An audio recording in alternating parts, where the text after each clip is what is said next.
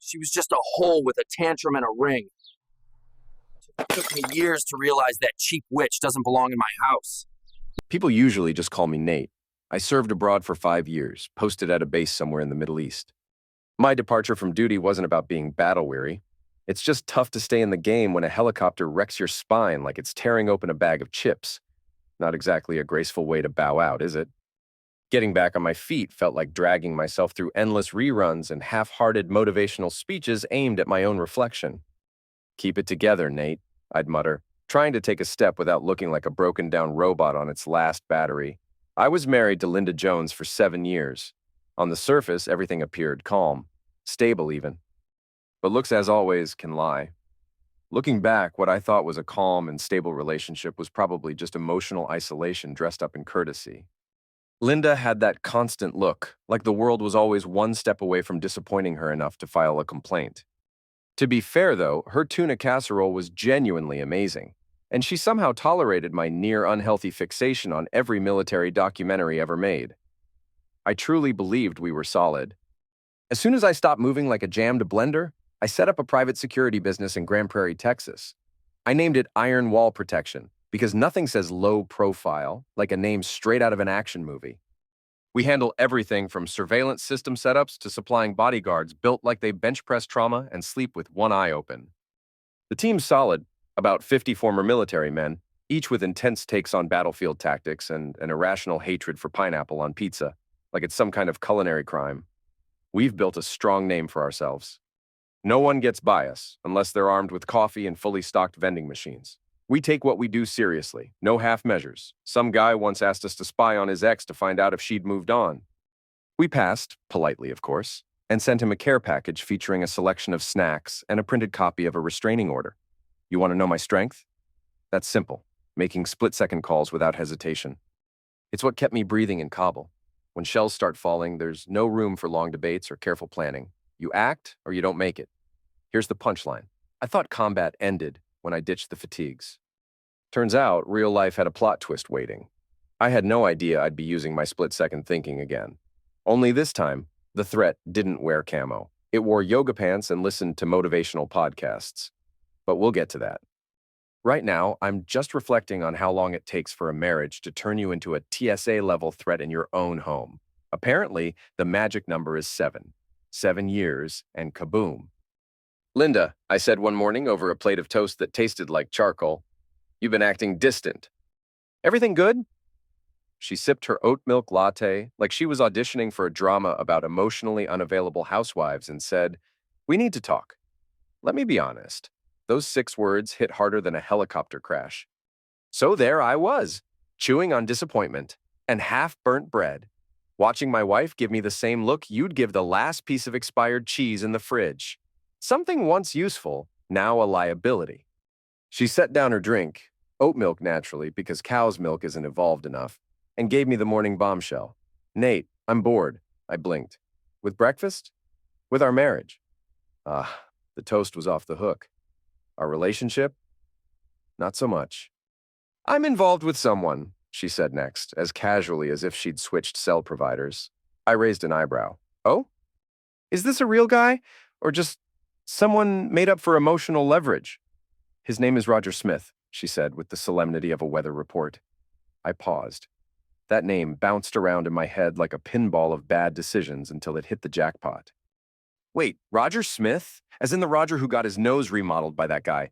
Ben, right? Walked in on Roger and his wife Kathy? That Roger?" She blushed like wine spilled on white carpet. "Yeah," she muttered. "That one." I leaned back, whistling low. "Man, you really picked a winner. Was the guy who got kicked out of Chuck E. Cheese for flirting with the animatronics unavailable?" She glared. "It's not about love." "Well, thank God," I said. For a second, I thought this was going to hurt. But no, just good old-fashioned physical betrayal. Much more comforting. She folded her arms across her chest. "I still care about you, Nate. Roger meets certain needs." "Needs?" I echoed, lowering my mug. "What are we talking here? Leather masks and code words? Or does he just let you give movie commentary mid-scene?" "I'm being upfront," she said, like she was accepting an award for moral courage. "You'd have found out soon anyway." "True," I nodded. Especially since Roger's the kind of guy who ends up in a hospital the moment a husband walks in with a baseball bat and repressed trauma. I crossed my arms. How long's this been going on? She hesitated. Well, while you were deployed. Which one? The Middle East. You do know I was deployed there for 5 years, right? She looked everywhere but at me. Yes. I nodded slowly. So, while I was dodging bullets and patching myself up, you were busy getting reacquainted with Roger. And it started up again 3 weeks ago, she added quietly. 3 weeks? I repeated, laughing under my breath. Just long enough for a love montage and betrayal reboot. She looked down. I didn't mean for it to continue. Right, I said.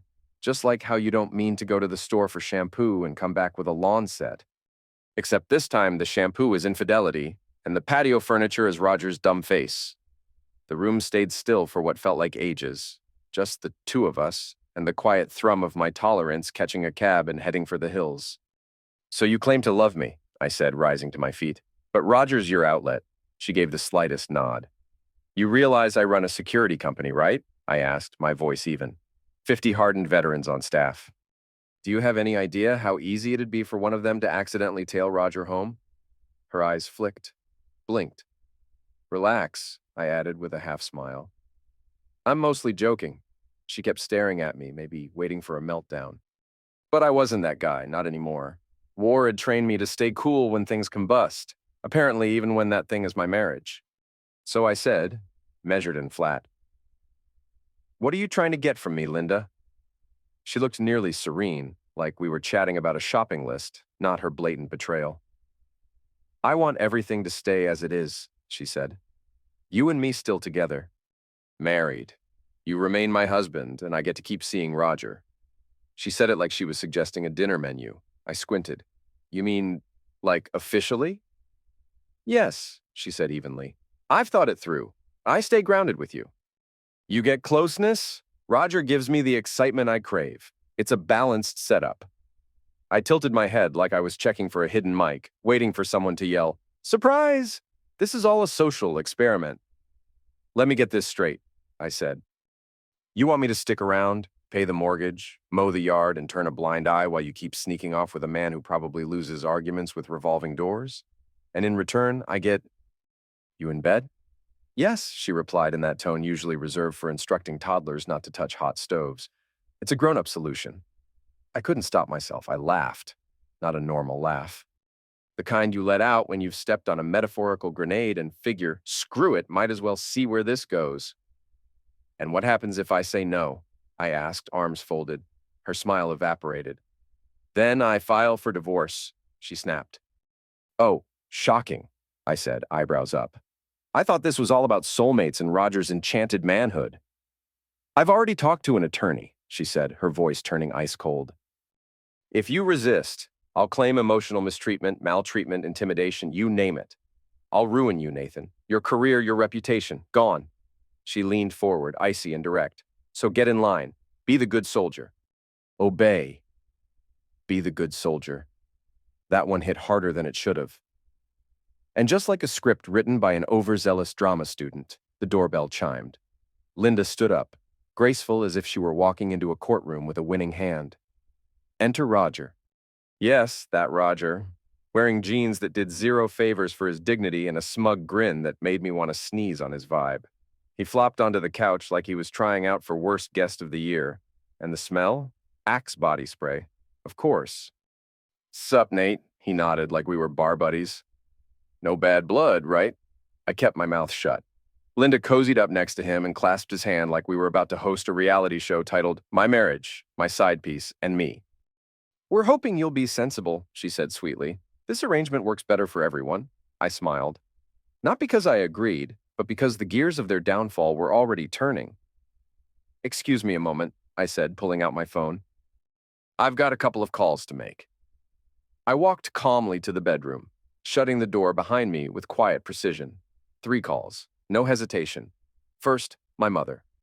Because if there's one person more terrifying than Linda with a mission, it's my mom with a file folder and a stack of receipts dating back to 1993. Hey, Ma, I said casually. I'm watching my soaps, she replied without missing a beat. Just a quick one. I'm divorcing Linda. Brief silence, then, finally, want me to send the invoice for back rent? You read my mind. Second call, Duncan, my right-hand man, ex-infantry, built like a bunker. Bakes a mean lasagna, shoots better than he cooks. Duncan, I said. I need you here. Bring Warmonger and Viper. A pause. It's that serious? Worse, and bring snacks. This is going to be apocalyptic. Final call, Ron Jeremy. Not that Ron Jeremy. Hours, the lawyer, part-time DJ, full-time courtroom terror, the kind of guy who makes judges reach for their tums. Ron, I asked, still handling drama-drenched, low-IQ divorce cases? I thrive on it, he replied instantly. Sending you the details. Please bring papers, sharp ones. I returned to the living room, laptop under my arm like it was a sacred scroll. Sat down opposite the happy couple who looked a little too relaxed for what was coming. My attorney's on his way, I said coolly. We're signing divorce documents tonight. Linda blinked, stunned. Wait, seriously? Roger kicked back like he was watching the series finale of Marriage Meltdown. You said you wanted freedom, I told her, tapping on my keyboard. Congrats, you're getting it.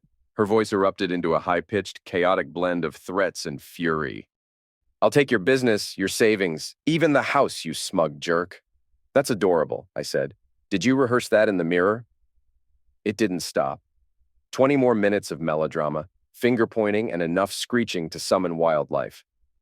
Then, as if on cue, ding-dong. I stood, walked to the door, and opened it to reveal none other than Ronald Avery Esquio, dressed like courtroom royalty in a custom suit and reflective shades, because subtlety clearly wasn't on today's agenda. We clasped hands. Ron, I greeted. Nate, he nodded back. Then he caught sight of Roger lounging on my couch, and a predatory grin spread across his face like a crocodile spotting an injured duck. Well, look who it is, Ron said with a chuckle. Roger, right? My buddy Ben sends his regards. Roger instantly froze like someone hit pause on his dignity and memory all at once. I returned to my seat and fired up my laptop. Linda, I said, our shared funds? Gone. All of it. Her expression collapsed faster than hotel Wi-Fi on a stormy night. What do you mean gone? She demanded. I scrolled calmly. Turns out this house isn't in my name. It's been under my mom's ownership since day one. She's now decided she wants back rent, 7 years worth. Ron gave a knowing smirk. And the source of that rent? I pointed to the screen. Every dollar came from our joint account, cleared it out. Paid in full to my dear old landlady, who, by the way, bakes a banana loaf that could win awards. Linda exploded with a string of insults, threats, and unhinged vocabulary. Roger sat silently, looking like someone who walked into the wrong courtroom mid-trial. Ron? I asked. You bring the paperwork? He passed over a thick folder. I began signing with theatrical ease, like I was sealing a business deal in front of an audience. Linda stared, torn between rage and disbelief. Then I looked at her and added casually, Oh, and I moved ownership of the company. Her face brightened. Wait, seriously? To me? She was halfway to a smile. I stared straight at her. It's yours, every bit of it, once you agree to end this marriage. Her expression froze like a busted screen on a bad Zoom call. No divorce, no business, I added sweetly. You wanted the wheel? Well, here's your car. Door number 1. Enjoy Roger, the human puddle, and a business you have zero idea how to manage. Door number 2. Fight me, lose everything, and deal with a legal battle that'll outlive your hair extensions. Oh, and my mom? She'll sue you so hard for back rent that even your perfume bottle will file for unemployment. Ron leaned forward slightly. Just know, I don't do discounts. I leaned back in my chair, sipping from my mug, watching Linda's brain run simulations. Roger looked like he was trying to invent teleportation on the spot. And me? I was finally finishing my toast. Linda glanced at Roger like he was about to drop some genius wisdom. He didn't. Dump this guy, Roger said, scratching his arm and sounding like he was ordering lunch. Take the business. We'll be fine. Will, huh? Cute. In under a minute, Roger had elevated himself from side piece to startup co-founder. Linda, with her flexible moral compass, nodded as if she'd been crowned queen of grifting. I'll take it, she said confidently. Ron didn't blink. He handed over the documents with the enthusiasm of someone issuing a parking fine. Initial here, signature there, he said flatly. Use a pen, not cosmetics. I handed her the business deed like I was giving away a broken blender. Best of luck with payroll. Jerry in logistics stress eats toner and cries when the copier jams. Everything wrapped up in under an hour, clean, surgical, about as warm as a tax audit. Roger, perhaps desperate to prove he wasn't entirely useless, got up and helped Linda pack. It was the most productive thing I'd seen from him. Watching him fight with a jammed suitcase zipper was the best entertainment I'd had all day, second only to canceling the Netflix account before she remembered to save the password. Minutes later, Linda strutted into the room expecting drama. Ron and I were quietly sipping bourbon like war generals. "I'm leaving," she announced, full of theatrical flair. "Bye, Linda," I replied, not looking up. Roger made a move to follow her, but I stood. "Hold it, Roger," I said.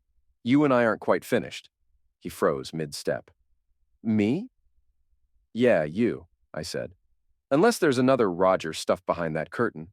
Then, right on cue, ding-dong. The universe delivered. I opened the door to find two figures, a man who looked like he could bench press a truck, and a woman in a power suit so sharp it could double as a tool in court. "Perfect timing," I said with a smile. Ron stood, adjusting his tie. "I should go," he said, grabbing his briefcase, "before this turns into Judge Judy, home edition." He glanced back at me. "Don't break anything expensive." I smiled thinly. "Later, Ron." With that, he made his exit. Linda grabbed her delusions, and her +1. And Roger? Roger was about to learn what it meant to mess with someone trained to keep secrets and end threats. He hovered at the door, clearly regretting his entire existence. "Sit," I told him. He tried to act tough. "You don't scare me." Classic amateur move. Before I could say a word, my guy, Warmonger, stepped in. Built like a tank, he placed a massive hand on Roger's shoulder. Not aggressive. Just firm enough to make Roger suddenly remember his bones had expiration dates. Roger's legs collapsed beneath him like a folding chair with commitment issues. He didn't fall onto the couch. He crumpled to the floor, blinking up at us like someone who just realized bathtubs and electricity don't mix. I took another sip of my bourbon. "Look at that, cooperation." "You're a quick study." Then Viper moved in, silent, lethal, and with a gaze sharp enough to engrave granite. Without a word, she stepped toward Linda, wrapped her perfectly manicured fingers into that fresh from the salon hair, and in a voice colder than Antarctica in January said, "Sit." Linda, who not long ago was mentally rehearsing her divorced and thriving laugh, obeyed instantly and dropped into the nearest chair like she was about to be graded by a boot camp instructor in heels. I clapped softly just once. "Perfect! Everyone's cozy, no shouting, no dramatic monologues about emotional dissatisfaction, just nice, quiet sitting." Roger's eyelids were twitching like he was trying to blink out an SOS. Unfortunately, the only one picking up signals in the room was Warmonger's clenched fist.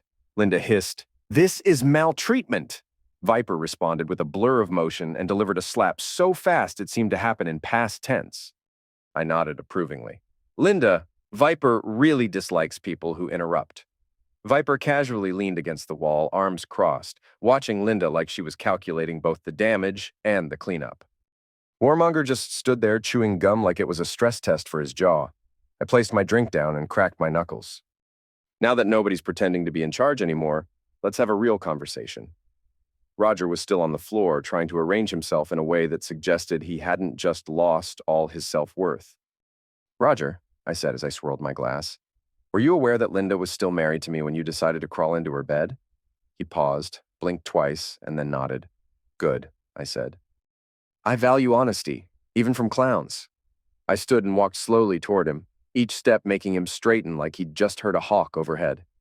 "Did she ever bother to tell you," I continued, "that I'm ex-military?" He blinked again. "Not just military," I clarified. "Combat-hardened Marine, 5 years of hunting men who thought rules were optional." Linda, now finding her shoes more interesting than reality, avoided my gaze entirely. I turned my attention back to Roger. "Did it ever occur to you," I said, low and even, "that actions have consequences?" The silence that followed was thick, too thick to breathe comfortably through. Roger opened his mouth, maybe to justify, maybe to grovel, but before a word escaped, crack, Warmonger stepped forward and delivered a backhand that looked like it came with choreography. Roger slumped sideways, blinking like gravity just betrayed him. "Boss asked a question," Warmonger said in his usual calm, terrifying tone. I didn't even react. Roger straightened slightly, pressing one palm to his cheek as if checking for a dent. I didn't think it would come to this. And there it is, I said. Thinking, not your strong suit. You just unzip and let chaos handle the rest. I crouched slightly so we were at eye level. I've met insurgents with better morals. At least they didn't take what they couldn't survive holding on to. Roger mumbled something low, likely a desperate prayer. Sadly, divine intervention had taken the day off. I leaned back into my chair, letting the quiet take hold like a velvet noose.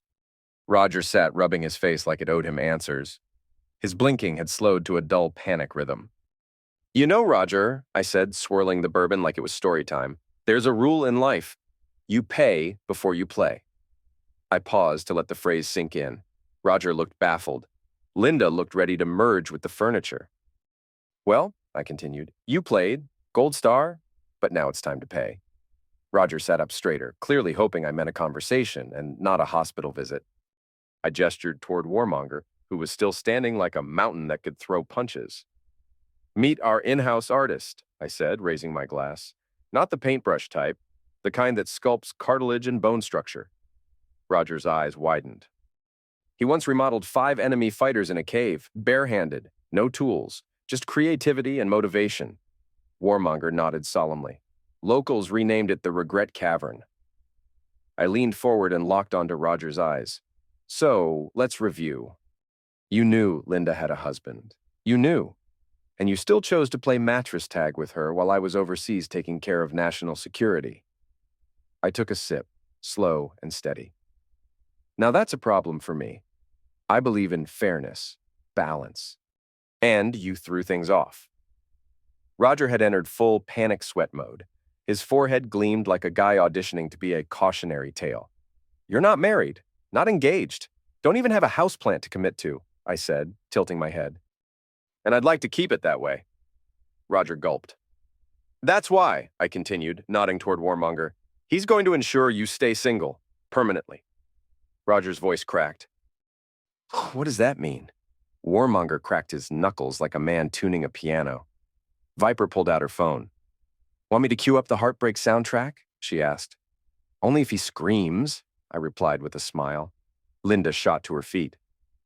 Nathan, this is nuts. I turned to her, calm as a lake in winter. No, crazy was choosing a trained Marine as your husband and then cheating on him with someone who lost a fistfight with gym equipment.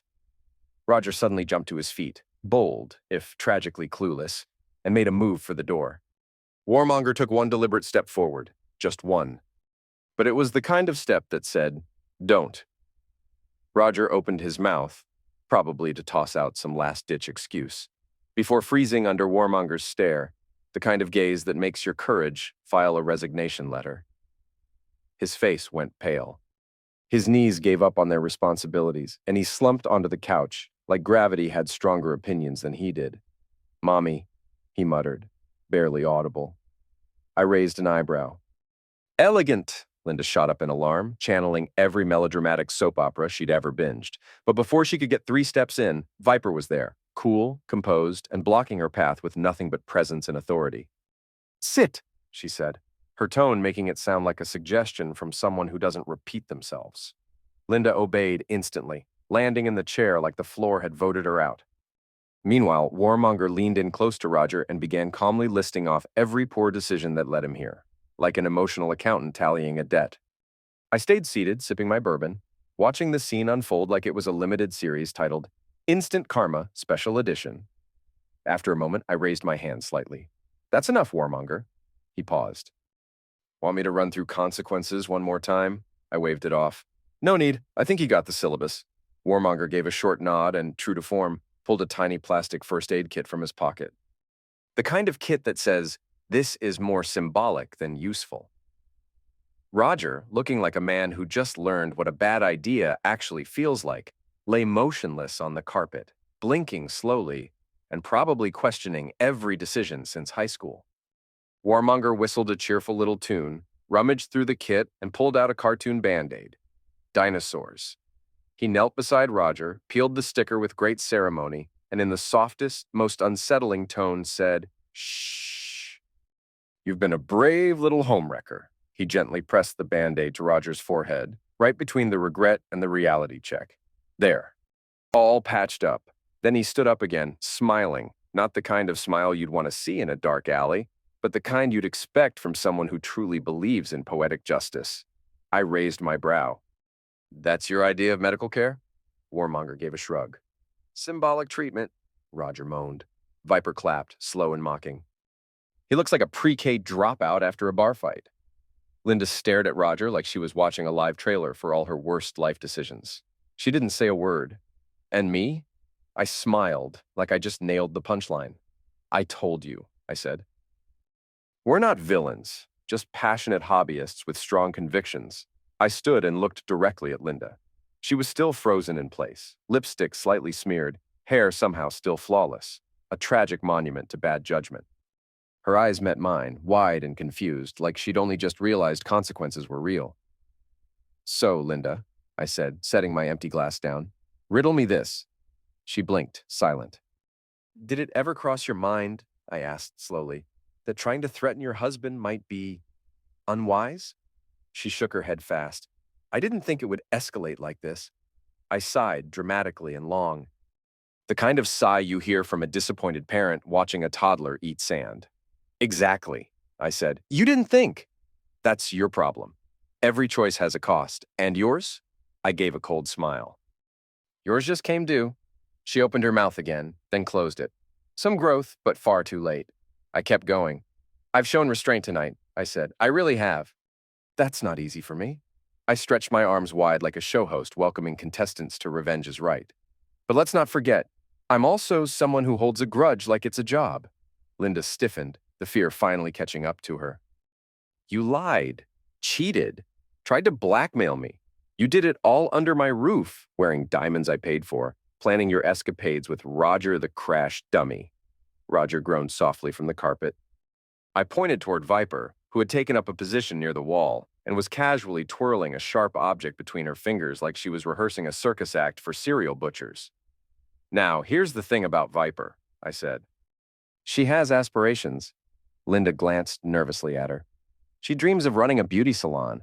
Never studied for it, never got certified, but has all the enthusiasm and a steady hand. Viper pulled out a gleaming straight razor, spinning it casually. The steel caught the light like a wink from fate. And guess what, Linda? I said brightly. You're her first client. Linda's mouth dropped. You wouldn't.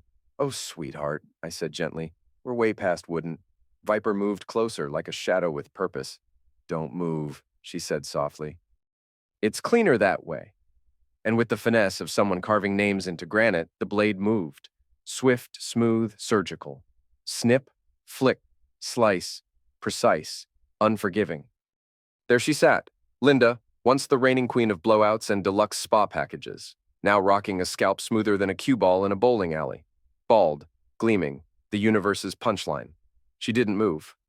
Just blinked slowly like an owl hit with a stun grenade. Her hand crept up to her bare scalp, trembling. Viper casually blew across the blade like she'd just wrapped up a dramatic hair transformation. I call it the regret special. I gave a respectful nod. You really missed your calling, V. Viper wiped the blade clean with surgical precision. Oh, don't worry, she said coolly. This was just my warm-up. Linda opened her mouth to speak, but words failed her. I stepped forward and locked eyes with her. You wanted to start something, Linda, I said evenly. Now you're walking out with nothing but luggage and a breeze on your skull. I clapped, one loud, deliberate clap. Go on, enjoy the single life. You're broke, bald, and look like you just joined a minimalist cult. Bravo. Then I took my seat, crossed my legs like a man with no remaining stress, and poured myself another bourbon. Because justice, when it's served hot, deserves to be chased with something smooth. Show them the door, I said, motioning with a flick like I was dismissing a couple of underperforming interns. Warmonger didn't waste time. He wheeled Roger, now just a sack of bruises in a chair, toward the exit like he was returning a damaged appliance. Viper grabbed Linda by the elbow, with the kind of tenderness one reserves for a busted toaster. Come on, baldy locks, she muttered. What's left of you anyway? Linda snarled. Don't lay a hand on me, Viper smiled coldly. Relax. You're not worth using gloves. Out they went. Linda yelling, Roger groaning, Viper humming the Mission Impossible theme, and Warmonger throwing me a crisp salute on his way out. It could have been the ending, but the universe loves sequels. 3 weeks later, I stepped into court looking sharp. Tailored black suit, subtle paisley tie. I looked like a man who'd already won. Linda arrived looking like she'd just come from a spy movie set. Silk scarf wrapped tight around her bald head, oversized sunglasses, mystery and midlife crisis dripping off her. Roger rolled in behind her like someone who'd lost a bet with fate, still in a wheelchair and wincing when anyone sneezed nearby. They sat at the table across from me, joined by a lawyer who oozed the smugness of a man paid too much to lose quietly. The judge barely looked up.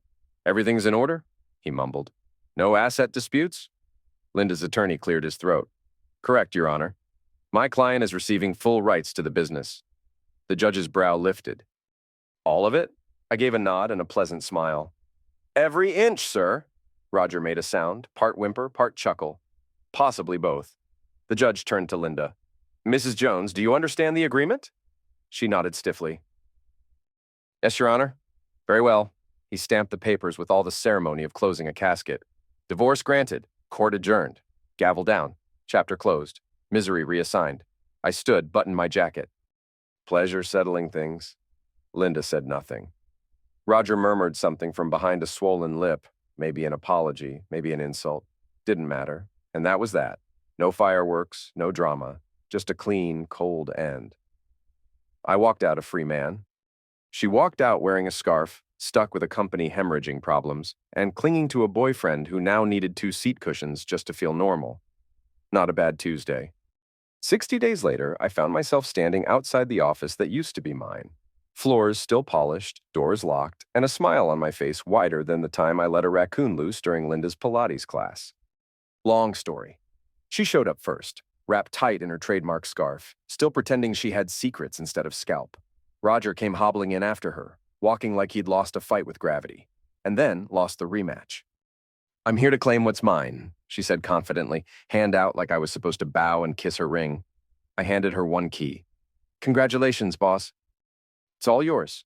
She marched to the door in heels that screamed courtroom fantasy, swung it open, and froze. Silence. Beautiful, echoing silence. She turned around, puzzled. "Where is everyone?" I stepped in behind her. "Oh, you mean staff?" "Yes, Nathan, the employees." "Right. They quit." She blinked. "All of them? On a Tuesday?" "Yup, every single one gave notice last week." "Where'd they go?" I pointed across the street. A brand new office gleamed with a bright red sign that read, "Big Mama Security Services." A cartoon of my mother, armed with a rifle and a rolling pin, beamed proudly above the door. She squinted. "Big Mama?" "Yep, owned by my mother." "She's got a talent for management and cookies." Her voice cracked. "You played me." I raised a brow. "No, Linda. I delivered exactly what you asked for. You wanted the business. I gave you the business. It's empty." I smiled. "Not entirely." "Some folks are here." She squinted. "Who?" I gestured toward the conference room. "Those 3 gentlemen waiting for you? Bank reps. Been looking forward to meeting the new owner." She paled. "Why?" "Just a couple of minor debts," I said, pulling out a folded contract. "Remember this? The agreement you signed? You assumed full ownership, assets, liabilities, everything." Smiley face included. She snatched the page, scanning it with trembling hands. I leaned closer and whispered, "You didn't inherit a company, Linda. You inherited its mess." She looked at me like I'd burned her yoga mat in front of a live audience. "You set me up." I stepped toward the exit. "You set yourself up. I just filled out the paperwork." As she staggered toward the boardroom, Roger groaned from behind. "Scarf, am I still on payroll?" I smiled at him. "Sure. Ask HR." Then I hopped in my truck, gave the bank reps a little wave, and drove off to grab pie with my mom, because some wins taste like bourbon and others taste like revenge served a la mode.